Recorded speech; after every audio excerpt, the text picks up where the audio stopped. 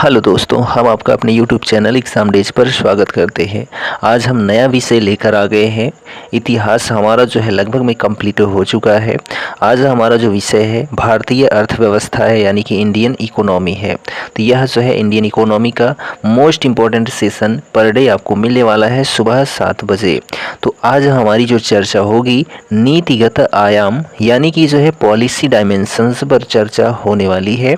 तो यह जो वीडियो कंटेंट है यदि आपको पसंद आता है तो चैनल को सब्सक्राइब कर लीजिएगा और बेल आइकन को भी प्रेस कर दीजिएगा और अपने दोस्तों में शेयर करना बिल्कुल मत भूलिएगा। देखिए फर्स्ट क्वेश्चन है यहाँ पर किससे, तो राष्ट्रीय आय और जो है बजट से है। ठीक, और फर्स्ट क्वेश्चन है भारत की राष्ट्रीय आय का आकलन जो है करने वाली संस्था कौन सी है। मोस्ट इंपॉर्टेंट क्वेश्चन है, आप देख सकते हैं कितनी बार पूछा जा चुका है। भारत की राष्ट्रीय आय का आकलन करने वाली जो संस्था है राष्ट्रीय सांख्यिकी संगठन या कार्यालय है। ठीक है, पूर्व में केंद्रीय सांख्यिकी संगठन इसका नाम था। ठीक है, तो यह मोस्ट इंपॉर्टेंट क्वेश्चन है, आप देख सकते हैं। अगला प्रश्न है स्वतंत्र भारत का पहला केंद्रीय बजट पेश किया था, किसने पेश किया था, तो जो है R.K. षणमुखम चेट्टी ने। किसने, R.K. षणमुखम चेट्टी ने जो है स्वतंत्र भारत का पहला केंद्रीय बजट पेश किया था। भारत में आर्थिक सर्वेक्षण को केंद्रीय बजट से अलग कर दिया गया था कब, 1964 के बाद जो है भारत में आर्थिक सर्वेक्षण को केंद्रीय बजट से अलग कर दिया गया था। बजट की घोषणा के लिए प्रयुक्त पारिभाषिक शब्द कौन सा है, तो वार्षिक वित्तीय विवरण जो है यह बजट की घोषणा के लिए प्रयुक्त पारिभाषिक शब्द है। पहला भारतीय बजट जो है 1952 में प्रस्तुत किया गया था, किनकी अध्यक्षता में। ठीक है, यह किनके द्वारा, तो C.D. देशमुख के द्वारा जो है 1952 में भारत का पहला बजट पेश किया गया था 1952 में। किसी अर्थव्यवस्था में अंतिम वस्तुओं और सेवाओं पर कुल खर्च का योग करके राष्ट्रीय आय की गणना करने के लिए निम्न विधि का जो है उपयोग किया जाता है, तो वह कौन सी विधि है, तो व्यय विधि है। ठीक है, व्यय विधि। अगला प्रश्न है सकल राष्ट्रीय आय हमेशा निवल राष्ट्रीय आय से अधिक होती है क्योंकि इसमें सम्मिलित होता है क्या, पूंजी खपत भत्ता शामिल होता है। ठीक है, जो सकल राष्ट्रीय आय है वह निवल राष्ट्रीय आय से अधिक होती है क्योंकि पूंजी खपत भत्ता इसमें शामिल होता है। 1947 में भारत में प्रति व्यक्ति की वार्षिक आय क्या थी, तो 249.60 रुपये थी 1947 में प्रति व्यक्ति आय जो थी। ठीक, वस्तु एवं सेवा कर यानी कि GST को 3 घटकों में विभाजित किया गया है। ठीक है, GST को कराधान कानून संशोधन अधिनियम 2017 ने GST प्रतिपूर्ति उपकर से स्वच्छ ऊर्जा उपकर को प्रस्तावित किया है। किसने, तो कराधान कानून संशोधन अधिनियम 2017 ने। एकीकृत कम लागत स्वच्छता यानी ILCS योजना के लिए केंद्र सरकार द्वारा 75% सब्सिडी प्रदान की जाती है। वर्तमान में वस्तु एवं सेवा कर यानी कि goods and service tax GST नामक नई कर दर व्यवस्था के लिए उच्चतम प्रतिशत स्लैब कितना है, तो 28% है, वह भी जो है ऑनलाइन गेम पर लगता है। ठीक है, अगला प्रश्न है कि सामानों के वर्गीकरण के लिए प्रयोग होने वाले सामंजस्य वस्तु विवरण और कोडिंग प्रणाली के लिए लाभकारी होगी, तो सीमा शुल्क एवं उत्पाद शुल्क के सामानों के वर्गीकरण पर। ठीक है, भारत में कृषि आयकर लगाया जा सकता है, तो राज्य सरकारों द्वारा कृषि आयकर लगाया जा सकता है। भारत में अप्रत्यक्ष कर की श्रेणी में है क्या है, तो सेवा कर है। क्या है, तो सेवा कर। ठीक, चलिए अगला प्रश्न है यहाँ पर कि भारत में आय कर को जो है कहा जा सकता है, तो प्रत्यक्ष एवं प्रगामी कर कहा जा सकता है। भारत में जो आय कर है प्रत्याशित समग्र मांग की गणना के लिए जो है सूत्र क्या है, तो यहाँ पर C bar I bar plus C bar plus I bar plus CY का उपयोग किया जाता है प्रत्याशित समग्र मांग के लिए। मैक्रो इकोनॉमिक्स यानी कि समष्टि अर्थशास्त्र विश्लेषण में उपभोग फलन, कुल उपभोग और सकल राष्ट्रीय आय के बीच संबंध का वर्णन करता है। ठीक, वह उत्पादन चक्र अल्पावधि उत्पादन कहलाता है जिसमें कम से कम एक उत्पादन कारक स्थिर होता है। ठीक, उत्पादन की सीमांत लागत एक अतिरिक्त इकाइयों के उत्पादन हेतु कुल लागत में होने वाले परिवर्तन से संबंधित है। उत्पादन प्रक्रिया में प्रयुक्त स्वस्वामित्व वाले आगतों की लागत का अभिप्राय क्या है? अंतर्निहित लागत है। ठीक, चलिए अगला क्वेश्चन है, एक फर्म का उत्पादन फलन उत्पादन में उपभोग में लाए गए आगतों और जो है फर्म द्वारा उत्पादित निर्गतों के मध्य का संबंध है। ठीक, क्या? एक फर्म का उत्पादन फलन उपयोग में लाए गए आगतों और फर्म द्वारा उत्पादित निर्गतों के मध्य का संबंध है। किसी अर्थव्यवस्था में समग्र मांग का भाग नहीं है तो जनसंख्या वृद्धि।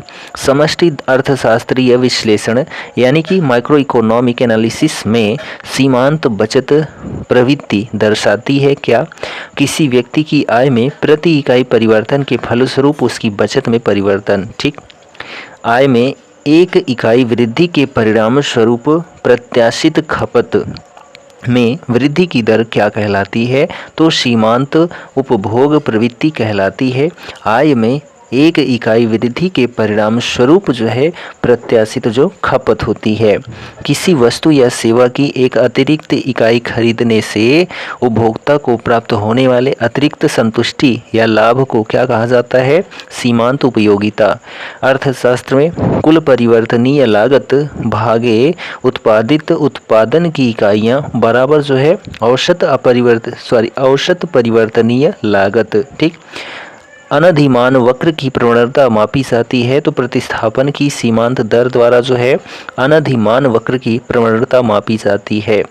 यदि औसत उत्पादन घट रहा है तो सीमांत उत्पादन पर यह औसत उत्पादन से कम होगा प्रभाव पड़ेगा। ठीक, जब तक किसी वस्तु की सीमांत उपयोगिता धनात्मक होती है तब तक व्यक्ति हमेशा उस वस्तु की अधिक मात्रा लेना पसंद करेगा। जब तक एमपी यानी कि सीमांत उत्पाद औसत उत्पाद यानी कि एपी से अधिक रहता है तब तक औसत उत्पाद जो होता है बढ़ना जारी रहता है। किसी वस्तु की वह मात्रा जो एक उपभोक्ता दिए गए वस्तुओं की कीमतों, रुचियों और अनधिमानों को निश्चित रखते हुए खरीदने को तैयार है और क्षमता रखता है को उस वस्तु की कहते हैं, क्या कहते हैं? तो मांग कहते हैं। अर्थशास्त्र में औसत उत्पाद बराबर जो है क्या होता है? कुल उत्पाद भागे श्रम। ठीक है, अर्थशास्त्र में औसत उत्पाद बराबर जो है कुल उत्पाद भागे श्रम होता है। औसत परिवर्तनीय लागत और औसत निश्चित लागत के योग को कहा जाता है तो औसत लागत कहा जाता है। यह व्यवसाय चलाने के दौरान मजदूरी, किराया और सामान के लिए दूसरों को किया जाने वाला प्रत्यक्ष भुगतान क्या है? तो सुनिश्चित लागत है। ठीक, वह कीमत जिसमें उपभोक्ता द्वारा खरीदी गई मात्रा उत्पादकों द्वारा आपूर्ति की जाने वाली मात्रा के बराबर होती है उसको संतुलित, ठीक है, संतुलन कीमत कहते हैं। ठीक, स्थिर पैमाना का प्रतिफल यानी कि सीआरएस उत्पादन फलन की एक विशेषता है। यह तब होता है जब सभी आगतों में समानुपातिक वृद्धि के फलस्वरूप निर्गत में भी उसी अनुपात में वृद्धि होती है। ठीक, तब सीआरएस होता है। अगला प्रश्न देखिए कि उत्पादन के 4 कारक हैं, वह कौन से हैं 4 कारक? भूमि, श्रम, पूंजी और उद्यमिता। ठीक, अल्पकालीन औसत लागत जो है औसत परिवर्ती लागत प्लस जो है औसत नियत लागत के बराबर होती है जो अल्पकालीन औसत लागत होती है। उत्पाद के चरण में ठीक है, उत्पाद के 2 चरण में सीमांत उत्पाद का वक्र ऋणात्मक क्षेत्र में गमन करता है। परिवर्ती निवेश की उत्पादन की प्रति इकाई के रूप में परिभाषित किया जाता है तो औसत उत्पाद को। इस उत्पादन फलन में उत्पादन के सभी कारक परिवर्तनीय या परिवर्तनशील होते हैं, वह जो है दीर्घकालीन उत्पादन फलन होता है। पूर्ति वक्र, ठीक है, पूर्ति वक्र यानी कि सप्लाई कर्व पर वह बिंदु जिस पर कोई फर्म केवल सामान्य लाभ अर्जित करती है वह क्या कहलाती है? तो ब्रेक इवन बिंदु कहलाती है। सीमांत राजस्व का मान धनात्मक होने पर मांग वक्र लोचदार होता है और सीमांत राजस्व का मान ऋणात्मक होने पर यह बेलोचदार होता है। किसी वस्तु की मांग में प्रतिशत परिवर्तन को उसकी कीमत में परिवर्तन प्रतिशत परिवर्तन से विभाजन कहा जाता है, तो मांग की कीमत लोच कहा जाता है। ठीक, एक धनात्मक होती है और एक ऋणात्मक होती है जो लोच है। अगला प्रश्न है, वह गुणक सिद्धांत जिसमें यह वर्णन किया गया है कि सरकार जितना अधिक खर्च करेगी अर्थव्यवस्था उतनी ही समृद्धि होगी, यह जो है क्रेन्सियन गुणक में कहा गया है। ठीक, निवल मूल्य यानी कि नेट वर्थ का सूत्र क्या है? तो निवल मूल्य बराबर परिसंपत्तियां माइनस जो है देयताएं। ठीक है, निवल मूल्य बराबर परिसंपत्तियां माइनस देयताएं। आर्थिक लाभ कमाने के लिए वस्तुओं या सेवाओं के उत्पादन में उपयोग किए जाने वाले इनपुट को जाना जाता है उत्पादन के घटक के रूप में। किसी चर के नियोजित मूल्य के विपरीत उसके वास्तविक या साधित मूल्य को कहा जाता है क्या? तो यथार्थ प्रेरक कहा जाता है। परिवर्ती अनुपात के नियम के कारण अल्पकालिक सीमांत लागत वक्र यू आकृति का होना है। ठीक, अर्थशास्त्र में संयोजक एक वक्र होता है जो एक ग्राफ पर अंकित होने पर उन दो कारकों के सभी संयोजनों को जो है दर्शाता है जो एक दिए गए आउटपुट का उत्पादन करते हैं। ठीक है, चलिए अगला प्रश्न है कि जब सभी इनपुट में आनुपातिक वृद्धि के परिणाम स्वरूप आउटपुट में बड़े अनुपात में वृद्धि होती है तो उत्पादन फलन प्रदर्शित करता है, तो पैमाने के बढ़ते प्रतिफल को चर इनपुट के प्रति इकाई आउटपुट के रूप में परिभाषित किया जाता है। तो किसको? औसत उत्पाद को। खाद्य पदार्थ, वस्त्र जैसे उत्पाद एवं मनोरंजन जैसी सेवाओं को उनके अंतिम उपभोक्ताओं द्वारा खरीदे जाने पर कहा जाता है क्या?